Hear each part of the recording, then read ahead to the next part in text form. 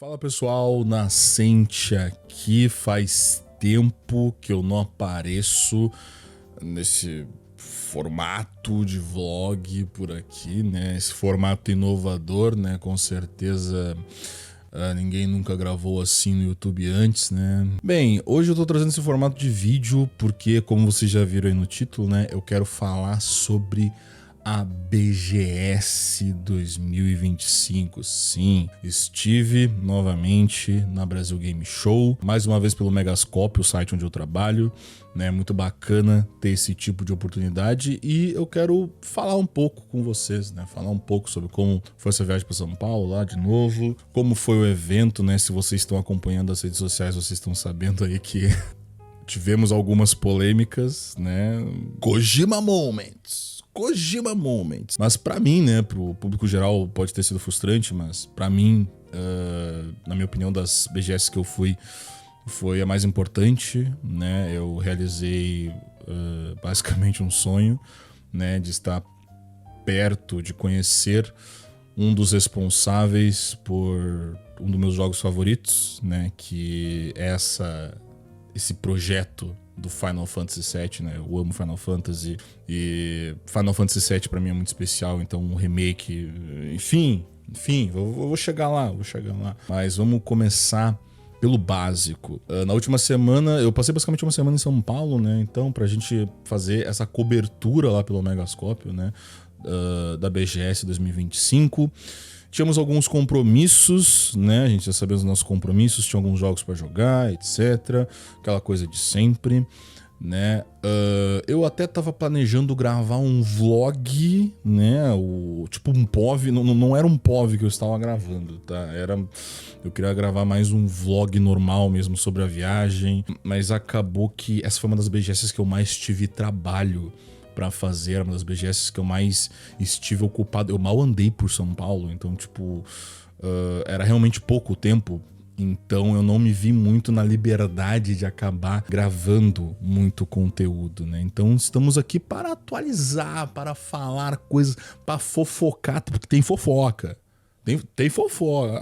Tá, meu Deus do céu, o que tá acontecendo? O que tá acontecendo? Brasil Game Show, o que houve? Vamos falar primeiramente de jogos que eu acabei jogando por lá, né? Porque essa BGS, ela não tava com muitas novidades, assim, né? Pra mim, que sou a plebe, né? E ainda não tenho o Nintendo Switch 2, só estou com o Nintendo Switch 1, né? Comprei lá em 2020, tá aqui ainda o Switch 1, o Guerreiro K-Pop. Tive a oportunidade de testar o Nintendo Switch 2, bati no microfone. Tive a oportunidade de testar o Nintendo Switch 2 lá na BGS. Testei o Persona 3 Reload, né? Eu sei que o Persona 3 Reload já lançou, mas testei o Persona 3 Reload no Nintendo Switch. É uma versão que tá bem bacana, na verdade. Eu sinto que o Nintendo Switch 2, ele de fato é mais potente do que o primeiro, né? Só falácia. O Persona 3 Reload, ele não tem tanto serrilhado igual talvez esse tipo de jogo teria no Nintendo Switch 1. Então foi legal, foi bacana ver esse sistema de anti-aliasing, né, que fala, rodando perfeitamente no Nintendo Switch 2. Até tem uma coisinha aqui, uma coisinha ali. Teve momentos, inclusive, da gameplay do Persona 3 Reload que eu senti o jogo lagando pra caramba, né? Mas eu não sei como é que é a performance num PS5, porque eu ainda não joguei o Persona 3 Reload, eu ainda pretendo jogar o Persona 3 Reload, né? Mas tava legal, tava bacana. Testei lá, inclusive testei o Joy-Con novo, achei muito legal. O tamanho tá bacana. Foi o que ela disse. Eu quero esse Switch 2 aí. Quero esse Switch 2. Espero que na Black Fraud de 2026 eu compre, né? Porque eu não vou comprar na Black Fraud de 2025, até porque não tem jogo, né? Então vamos esperar até final do ano que vem, né? 2026, que quem sabe a gente tenha jogos no Nintendo Switch 2. Né, Nintendo? Fui também no stand da Nintendo, no caso o Persona 3 Reload a gente testou na Samsung, no stand da Samsung, pra testar as TV lá e aquela loucurada toda. Já o Mario Kart World e o Donkey Kong Bonanza eu joguei de fato no stand da Nintendo. O stand da Nintendo tava bonitaço, mano. Tava gigantesco, era um stand muito bonito, muito grande, com muito setup pra jogar de muito jogo. Tinha Breath of the Wild pela milésima vez. Eu sei que a ideia deles era divulgar, né, basicamente. Agora o jogo tá todo em PTBR, mas... E rodando no Switch 2, a versão do Switch 2, né? Mas os jogos que eu testei, tive a oportunidade de testar, né, foi o Donkey Kong Bonanza e o Mario Kart World. Mario Kart World foi uma experiência bem interessante, porque o pessoal do stand da Nintendo juntou, acho que 24 players, o número máximo de players, pra fazer aquele online de eliminação, sabe? E, pô, foi divertido demais, mano. Eu nunca tinha tocado no jogo, minha experiência é só de 35 mil Mario Karts anteriores, incluindo o Mario Kart 8. Mas foi legal, foi maneiro e eu meio que peguei top 8, talvez eu seja o maior jogador de Mario Kart da minha rua, mas como eu tava em São Paulo, talvez eu seja top 8 jogadores de Mario Kart do Brasil, não que isso realmente importe. Testei também o Donkey Kong Bonanza. O Donkey Kong Bonanza tava bem bacana, eu gostei, quebra tudo, sai socando tudo, foi divertido, foi bacana, foi gostoso, né? Mas eu sinto que ele não era um jogo tão bom assim pra jogar num evento como esse, né? Eu sinto que jogos mais arcades, tipo um jogo de corrida que é só correr, né? Só um jogo só de correr, né? Eu sinto que era um jogo mais propício a isso. Agora o Donkey Kong Bonanza era um jogo que já tinha uns objetivos ali e é quase como abrir um jogo e jogar o save de outra pessoa, sabe? Tu tá continuando o que outra pessoa fez. Enfim, foi legal pra testar as mecânicas do jogo, mas pra jogar como uma demo no evento eu não achei tão bom assim. Mas foi testado, testei Switch 2, testei os Donkey Kong. Testei o Donkey Kong Bonanza. Foi um jogo divertido de testar, tá bom? Outro jogo que eu testei também, que eu achei bem divertido, foi um tal de Last Flag, que, se eu não me engano, é um jogo que é da Epic Games, né? E tava os desenvolvedores lá, a gente juntou uma galera lá no stand deles lá pra jogar o jogo. É um jogo indie, né? E jogou uma rapaziada no mouse e teclado, inclusive eu até comentei com o Renan, né, que é o meu colega lá no Mega, que quando a gente chegou no stand era pra jogar no mouse e teclado, né, e quem me conhece sabe que eu sou gamer de console, né, não tô muito familiarizado a jogar um FPS, um bagulho de tiro no mouse e teclado, né, então a primeira coisa que eu fiz quando cheguei no stand foi fazer uma piadinha, eu soltei um... condenado a jogar no mouse e teclado. Foi bem engraçado, eu diria. Mas depois, com o tempo, eu fui me acostumando, né?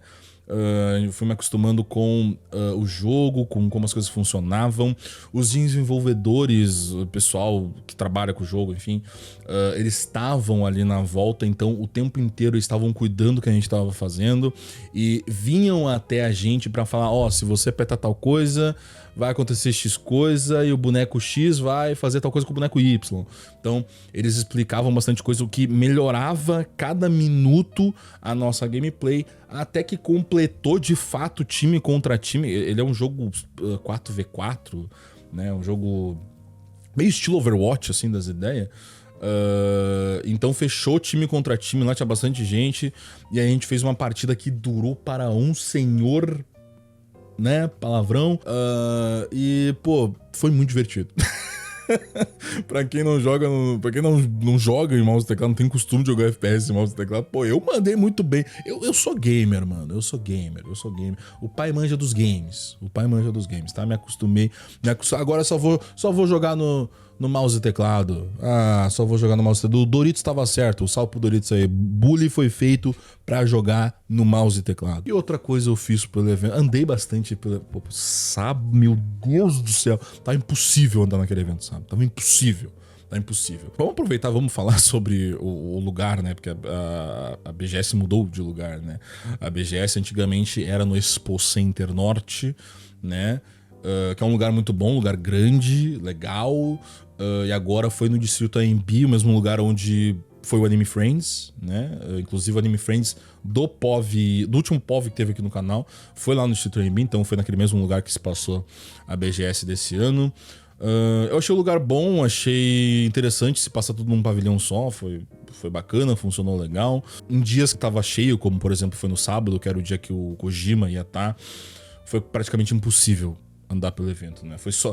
Eu só consegui andar no evento sem parecer que eu estava no trânsito de São Paulo quando a gente entrou antes, né? Porque o horário pro público é 1h da tarde e a imprensa entra 1 hora antes. Ou seja, a gente entrou meio-dia, fez o que tinha pra fazer e depois estava impossível andar no evento. A sala de imprensa também virou uma espécie de aquário, né? A gente tava meio que ali no meio, mas pelo menos eu senti que tava mais fácil pra chegar nos lugares. Eu lembro que quando eu tinha que ir pra sala de imprensa no Distrito AMB não, no Expo Center Norte, eu meio que me perdia, né? Porque tinha que achar o canto que tinha que achar o canto onde tinha escada rolante pra ir lá pro segundo andar, tinha que ir lá pro segundo andar pra poder ir pra sala de imprensa. A sala de imprensa pelo menos estava no mesmo pavilhão, tava na mesma coisa ali, então era mais fácil de se achar. Mas eu acho que eu não sou a melhor pessoa pra falar sobre estrutura, mas eu só senti que estava mais cheio do que o normal no sábado, né? Agora, se aquele lance de a BGS vendeu ingressos para mais pessoas do que o lugar comporta, aí eu já não sei, não vou me meter em polêmicas, Outra coisa bem interessante que aconteceu, que com certeza vocês que estão acompanhando as redes sociais ficaram sabendo, é que o Hideo Kojima estava no evento. No one hears a word they say. O Hideo Kojima, ele era uma pessoa que eu realmente estava até planejando conhecer, mas acabei não fazendo. E, bem, rolou uma fofoca sobre o Hideo Kojima, sobre pessoas que acamparam na frente da BGS, né, pra pegar o ticket pra poder fazer o meet and greet com o Kojima, porque pra quem não entende como é que funciona, mais ou menos como é que tava programado pra acontecer, a BGS ia fazer o meet and greet do Kojima às 5 horas da tarde. Aparentemente tinha que pegar uma pulseira, né, e essa pulseira era por ordem de chegada, mas por ordem de chegada no horário do evento, né? No horário do evento. Tudo bem o pessoal acampar, tudo bem, todo mundo tá livre pra fazer o que quiser, tudo bem o pessoal acampar, não é sobre isso que a gente tá falando aqui, tudo bem o pessoal acampar. O problema é os admins do Zap, os admins da BGS, distribuírem pulseiras antes do evento sequer abrir. Né? É por ordem de chegar. Se fosse assim, ó, eu nascente, acampei na frente da BGS pra ver o Tetsuya Nomura. Nunca vai acontecer. Acampei na frente da BGS pra ver o Tetsuya Nomura. Cheguei 6 horas da manhã porque eu sou o maior fã de Kingdom Hearts da história. Todo mundo sabe. Acampei na frente da BGS. É a terceira vez que eu falo isso. Acampei na frente da BGS pra ver o Tetsuya Nomura. Cheguei 6 horas da manhã. E aí, beleza. O evento pro público abriu 1 da tarde. E eu tô na fila, legal. É por ordem de chegada. Já tava lá, ordem de chegada, legal. Mas ordem de chegada, distribuir as pulseiras pra galera que tava na fila antes do evento sequer abrir. E sem comunicar, não comunicar, ô produção, não comunicaram? Não tem ninguém aqui, tá? Tô falando com a janela. Ninguém comunicou, então, tipo, eu não vou opinar muito sobre essa treta do Kojima, porque eu não apurei muito as informações dessa fofoca. É o TV Fama que vejo. Não apurei muito essa fofoca, né? Mas eu vi um vídeo muito bom, hoje mesmo eu vi um vídeo muito bom sobre essa fofoca inteira, que o Adisplays, um salve pro Adisplays, ele não me conhece, mas eu conheço ele é amigo do Caio, nosso amigo Caio, né? O Caio lá do Ataque Crítico, um beijo. O Adisplays fez um vídeo, né, sobre essa polêmica da BGS, principalmente sobre a treta do Kojima. Então, se vocês quiserem se inteirar da fofoca com uma boa velha fofoqueira que vocês são, eu vou deixar o vídeo do Adisplays aqui no cardzinho, aqui ó, vai estar no cardzinho aqui, aí vocês clicam e assistam e se inteirem da fofoca, tá bom?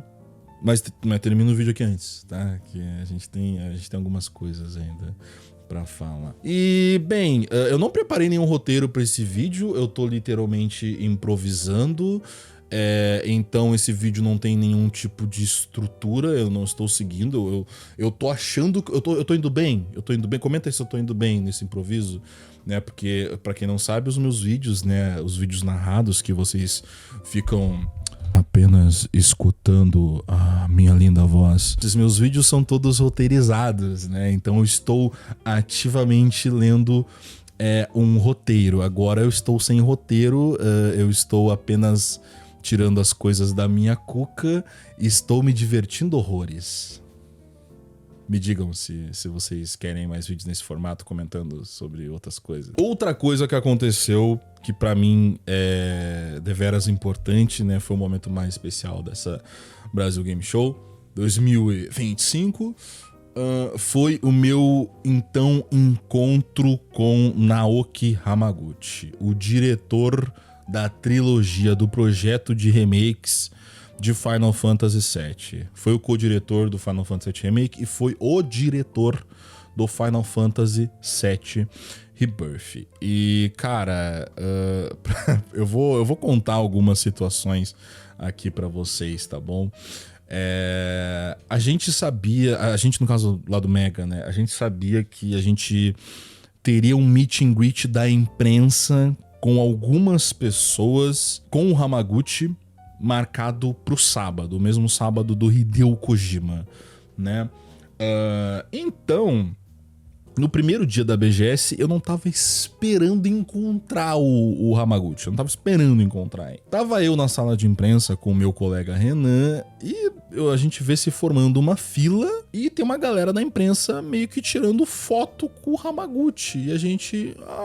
ok. Então a gente foi pra fila, né? Então fomos tirar a nossa fotinho com o Naoki Hamaguchi. E ali foi meu primeiro encontro com ele em 3 dias seguidos, né? Encontramos bastante o Naoki Hamaguchi. Já é meu brother. Mas enfim, fomos lá na fila, tiramos uma foto com ele. Quem tava tirando a foto, né, é a nossa querida PR da Square Enix, né? A Toy Spear. Aliás, esse meme aqui nunca foi tão real, tá? Esse meme aqui nunca foi tão real. Beijo, Thay, se estiver assistindo esse vídeo. Eu espero que ela esteja vendo esse vídeo pra ela rir de montão com essa piada que eu fiz agora. Quem tava tirando as fotos eram a Thay, né? Nossa querida Thay, que já trabalhou com a gente lá no Mega, né? Agora ela tá mais focada nos rolês da Square Enix, porque ela está trabalhando com a Square Enix, então não tem muito o que fazer. Quem tava tirando as fotos era ela, tiramos uma fotinho com o Hamaguchi, legal, maneiro, tamo junto. É nóis, Hamaguchi. Pô, insano te conhecer, te vejo sábado, né? Aí... Chegou na sexta-feira, né? Eu encontrei a nossa querida Thay de novo. Põe o meme, edição. Põe o meme, edição. Eu encontrei a Thay na sexta-feira de novo. E aí eu tive a oportunidade de conversar mais com ela, né? Porque a moça é muito ocupada e tá meio difícil conversar com ela nessa situação. Mas tivemos um tempo legal pra conversar. E tudo isso enquanto o Hamaguchi tava no palco do BGS Talks lá. A gente tava meio que do lado, assim. E aí, enfim, tivemos um tempo de conversar, né? Então eu comentei com a Thay, né, sobre o dia anterior, no caso, né, que a gente tirou foto com o Hamaguchi, que eu não tava esperando encontrar o Hamaguchi naquele dia, né? E eu queria muito que ele assinasse o meu Final Fantasy VII Remake e Final Fantasy VII Birth, né? E aí eu comentei com ela que, pô, não trouxe o jogo na mochila, tal, etc, ontem, mas aí eu... No mesmo dia que eu cheguei, né, do dia que eu conheci o Hamaguchi, no caso, eu meio que já coloquei o jogo na mochila e falei, mano, vai que eu encontre ele. Deixei na mochila, vai que acontece alguma coisa. E meio que aconteceu.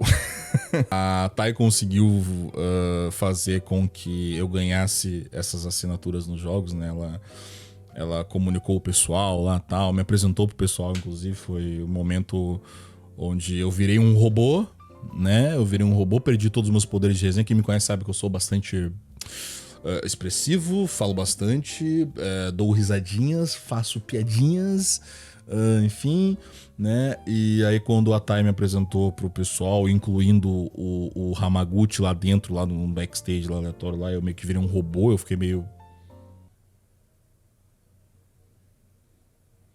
ela conseguiu fazer com que ele assinasse os meus jogos, né? Então vou até pegar aqui pra vocês, né? Ele assinou tanto o Final Fantasy VII Remake, está assinadinho, a minha versão do PS4. Essa é exatamente aquela mesma versão que eu comprei na época, né? Que tem até um vídeo reclamando sobre essas capas redondas do PlayStation. Quem é mais velho no canal sabe do que eu tô falando. E também assinou o meu Final Fantasy VII Rebirth, tá? Final Fantasy VII Rebirth oficialmente assinado. Eu gostei que o Hamaguchi tacou foda-se, né? Não, é por cima da arte mesmo, que se dane. Tá? E, pô, Square Enix, vocês meio que dividiram o Final Fantasy VII em 3 partes, né? Então, assina os dois, né? Assina os dois, né?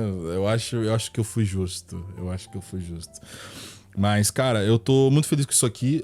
Final Fantasy VII, todo mundo sabe o quanto eu gosto de Final Fantasy VII. É uma história muito importante pra mim. Eu gosto muito dos personagens, eu gosto muito do universo. E pra mim, Final Fantasy VII Remake é um acontecimento absurdo, assim.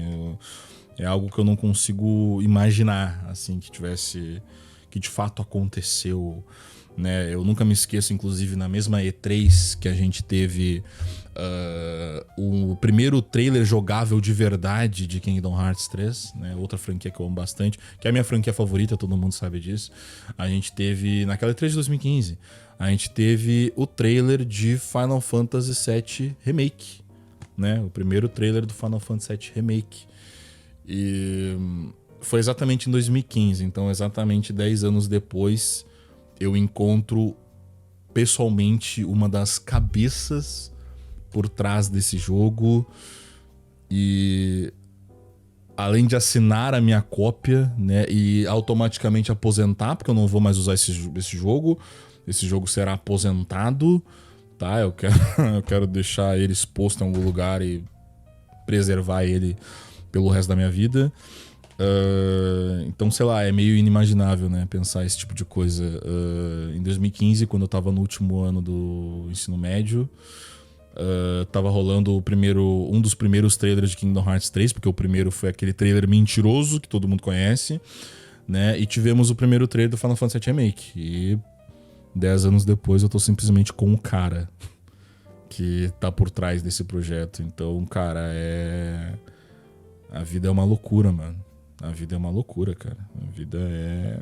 Meu Deus. Eu fico muito feliz de verdade com esse tipo de coisa, porque eu real nunca me imaginei nesse tipo de cenário.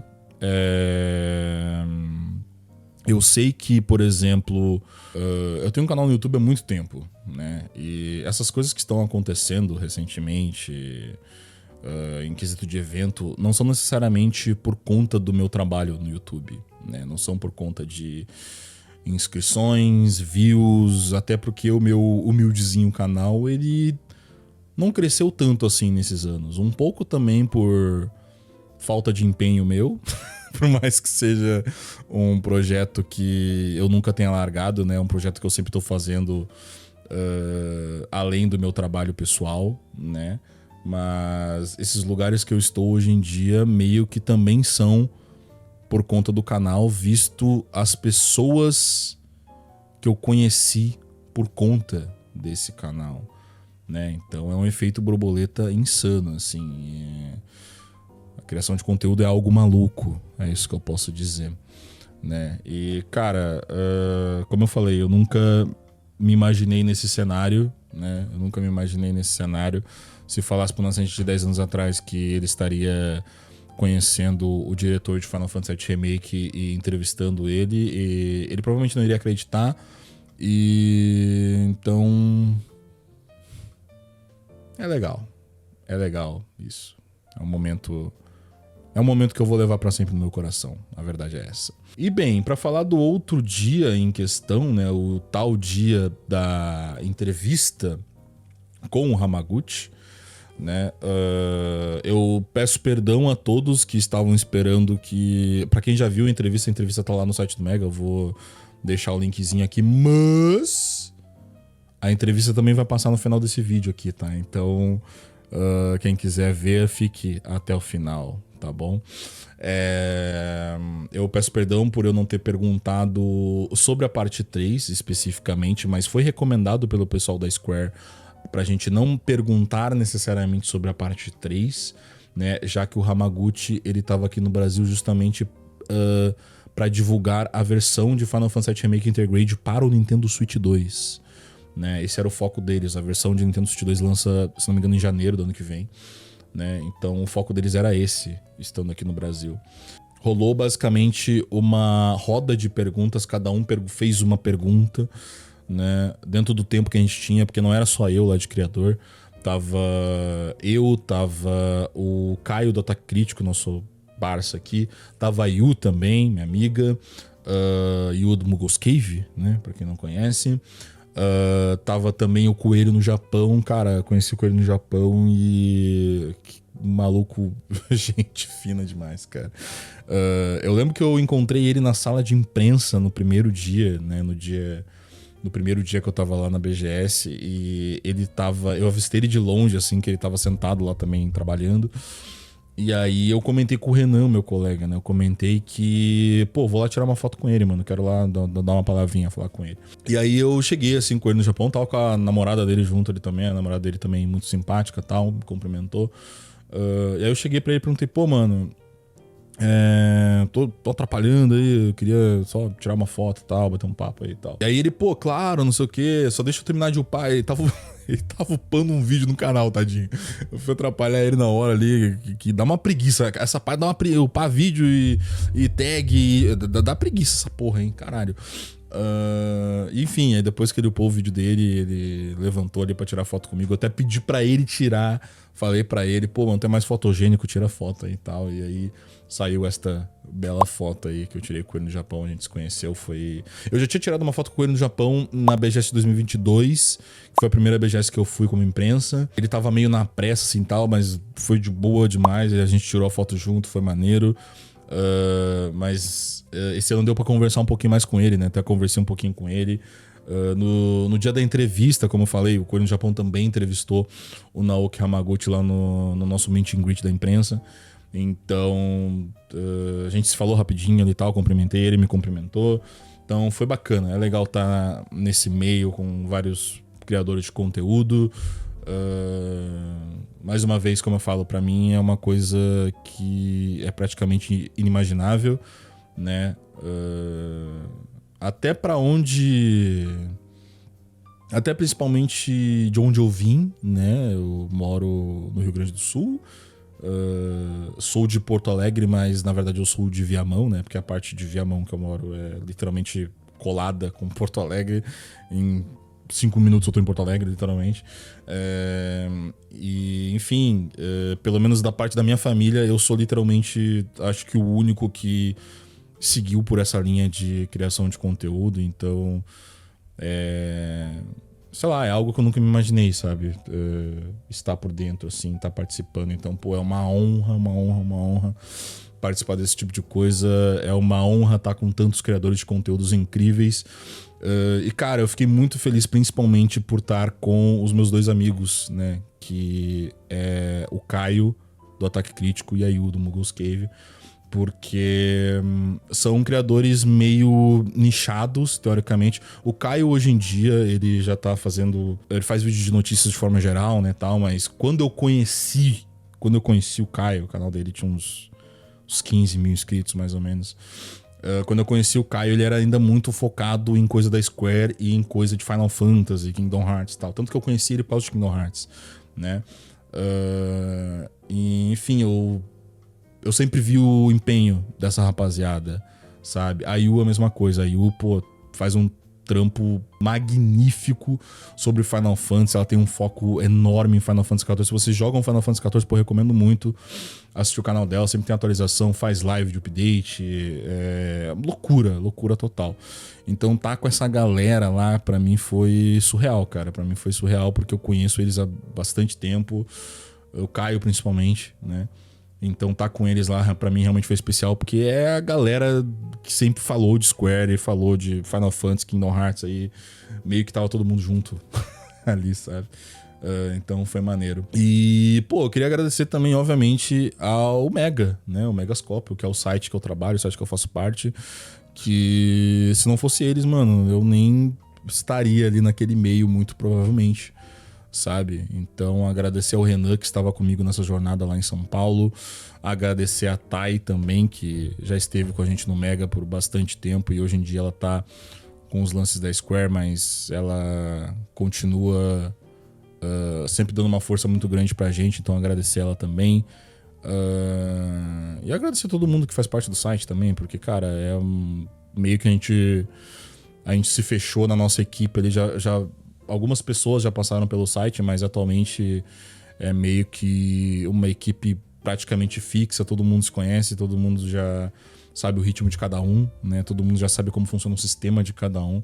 Então, pô, é realmente muito legal fazer parte disso. Então, eu vou agradecer a galera por esses momentos. É realmente muito importante pra mim. E é isso, cara. A gente já tá com meia hora de vídeo aqui. Eu acho que já deu pra eu falar bastante sobre algumas coisas, sobre o que eu joguei. Teve uma entrevista também do Resident Evil Mobile, que era um dos poucos jogos exclusivos, tipo, novos, no caso, da Brasil Game Show, que tava lá. A gente até entrevistou o pessoal da Capcom, não sei, o pessoal do Resident Evil. Entrevistamos eles lá, foi maneira a entrevista, foi bacana. Mas acho que foi o único jogo, assim, realmente novidade, tirando do Last Flag. Last Flag é novidade. Que realmente era uma novidade no evento, então foi bacana demais. Mas é isso. Agora eu vou deixar com vocês a nossa entrevista com o Naoki Hamaguchi, tá? Então agradeço a todo mundo que assistiu até aqui. Assiste o vídeo até o final, mano. Fica aí até o final. Eu vou deixar também, como eu falei pra vocês, né? Foi uma roda de perguntas, cada um fez uma pergunta. Então eu vou deixar também a parte da Yu e do Caio, né? A gente conversou, a gente basicamente se autorizou cada um a usar as partes dos vídeos. Então eu vou deixar pra vocês pra ficar uma entrevistinha mais completinha, né? E no mais é isso, mano. Valeu todo mundo que assistiu até aqui. E vejo vocês no próximo vídeo, tá? Se vocês gostaram desse formato, eu fazendo um vlog, comentando coisas e sendo sério, sendo resenha, enfim, comentem aí, tá bom? E se vocês forem novos por aqui, também se inscrevam, mano. Se inscrevam aí, porque eu demoro pra postar coisa, mas eu posto. É só ver meus vídeos anteriores aí, tá sempre uma produção, modéstia à parte, bem insana. Rolou o vídeo do Final Fantasy XVI aí que eu gostaria que tivesse mais views, né? O pessoal poderiam assistir mais o vídeo do Final Fantasy XVI, né? Assim como assistiram, por exemplo, o vídeo do Yakuza. O vídeo do Yakuza, pra mim, meu Deus do céu, eu adoro Yakuza e o vídeo foi super bem. Mas enfim, rapaziada, um beijão pra vocês. Fiquem agora com a nossa entrevista com o Hamaguchi. Vai ter a minha pergunta, vai ter a pergunta da Yu e vai ter a pergunta do Caio, tá? Estamos liberados aí. Enfim, valeu todo mundo que acompanhou o vídeo até aqui e até a próxima. Fala galera, aqui é o Kaká e tô simplesmente aqui do lado com Naoki Hamaguchi, diretor aqui da trilogia do Final Fantasy VII Remake, e eu tô pra perguntar uma parada aqui que é uma sequência de uma entrevista que ele deu no início do ano, falando sobre a mudança, uma possível mudança numa engine, que a gente sabe que tá fazendo na Unreal Engine 4, talvez aqui indo pra Unreal Engine 5. Eu queria perguntar, Hamaguchi, se a decisão de ir multiplataforma interferiu de alguma forma nessa mudança potencial da engine e quais desafios a parte 3 teria em questão de desenvolvimento de multiplataforma, ou não é um problema nenhum? Até porque a gente está ainda em desenvolvimento, né, na parte 3, a gente não tem ainda uma visão certa, uma preocupação nessa mudança, né, de engine por enquanto. Mas, na verdade, assim, a gente tem muita customização apesar de ser, né, a Unreal Engine 4, a gente tem uma customização muito grande. Então, em partes, eles continuarem no 4 ou mudarem para o 5 não faz tanta diferença, porque por mais que tenha ali aquela base, como eles têm muita customização, então acaba não fazendo tanta diferença pro que eles precisam, levando em consideração essas coisas específicas que eles fizeram, né? É quase como uma engine customizada que eles fizeram ali, então. É, quase isso. Hamaguchi-san, arigatou gozaimasu. Can I ask you to crit the like with a little punch? Crit, de crítico. Crítico. クリティカルっていう意味で、クリット the light って言って、クリはい。Deixa aquele crítico aí no like, rapaziada. Se inscreve no canal. Grande abraço. Tá bom assim? Wonderful. Arigato. Oi, pessoal, aqui é a Yu, da Mugos Cave. Eu tô com o Hamaguchi e eu gostaria de perguntar uma coisinha. Qual foi o fator dominante para a decisão em coisas que foram acrescidas no set, como em Gongaga, ou removidas ou alteradas de lugar, como Rocket Town? Falando do processo, né, de um modo geral, a nossa ideia era pegar a história original e com a adição de algumas histórias paralelas, né, a gente conseguir manter ali a empolgação dos jogadores, apesar de já saberem, né, da história central, conseguir então prender, né, a atenção das pessoas. Então, a decisão foi justamente essa de quais aspectos que provavelmente iriam puxar mais o interesse do jogador para que ele continuasse jogando esses jogos mesmo sendo uma história já conhecida. Muito obrigada, Namarigato. Thank you. Obrigado. Tchau. Fala pessoal, aqui é o Nascente do Megascópio e hoje estamos aqui com Naoki Hamaguchi de Final Fantasy VII Remake e Final Fantasy VII Rebirth. Então vamos lá, porque é o seguinte, nas redes sociais da Square a gente viu que a trilogia do Final Fantasy VII Remake vai ser lançada para o Nintendo Switch 2, no caso, as 3 partes. E, inclusive, a primeira parte vai ser lançada agora no ano que vem, né? Então, a gente sabe dos desafios que foi trazer o Final Fantasy VII Remake para o Nintendo Switch 2, mas e o Final Fantasy VII Rebirth? Quais serão os desafios para trazer o VII Rebirth para o Nintendo Switch 2, visto o escopo do jogo, o tamanho dele? No modo geral, né, fazer esse tipo de port, ele é bem difícil, né, porque tem várias questões a considerar, principalmente no caso do Switch, ele tem a performance diferenciada quando é TV e quando é portátil, né, e a gente teve então muitas experiências aí com o port que a gente fez agora pro Intergrade, mas a gente tem um ambiente muito bom lá na Square para poder fazer esse tipo de trabalho e uma equipe muito dedicada. Então, toda a experiência que a gente teve agora com o Intergrade, a gente pretende, né, obviamente, passar para quando estiver fazendo esse port pro Rebirth. E visto tudo isso e que o feedback que a gente está tendo do Intergrade como, né, resultado final está sendo muito positivo, ele está sendo praticamente considerado o exemplo do que deveria ser, né, pro port para Nintendo, pro Switch. Então a gente acredita que toda essa experiência a gente vai conseguir trazer pro Rebirth e por enquanto a gente não tá com nenhuma preocupação grande em relação a isso. Ok, muito obrigado. Quiser dar um tchauzinho pro pessoal do Mega.